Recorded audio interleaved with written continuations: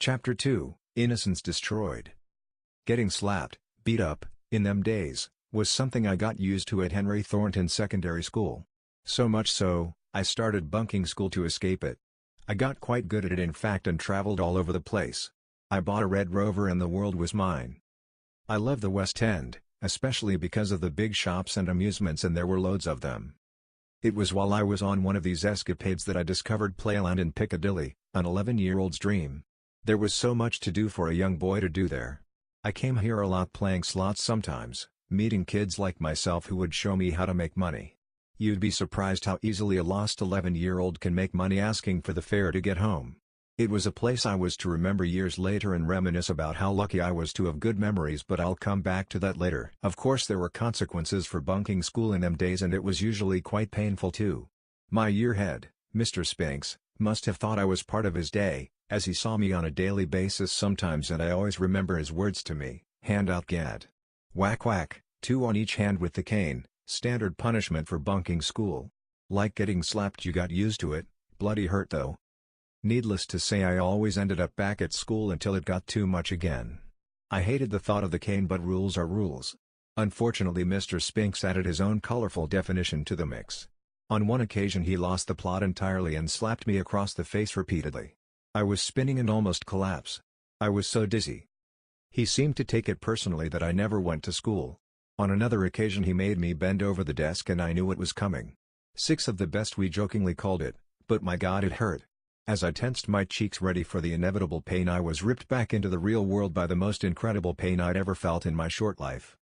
Instead of feeling the cane on my prepared backside, the bastard brought it down on the backs of my legs, not once or twice, but I got the whole half dozen. I was crying my eyes out, it hurt so much, and he was so angry as well.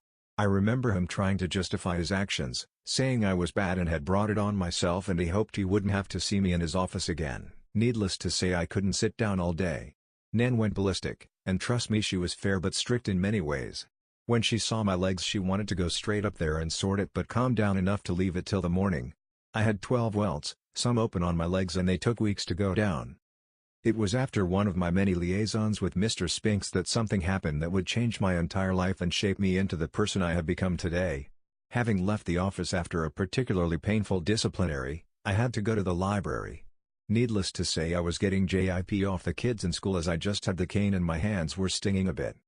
My memory of the moment is somewhat vague, but I was walking past the library door when someone pushed me and I went flying. It was a good push and I ended up unceremoniously on the floor with 2 lads stood over me. I, of course, was used to this, and normally it would have ended there and nothing but laughter would have been heard. Not this time.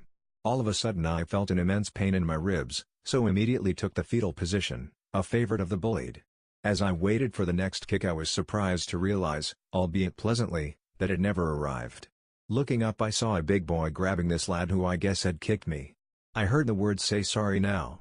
I was gobsmacked because nobody saved me from a slap, not ever. This huge hand helped me up and I recognized him straight away as Joey, who lived around the corner from me.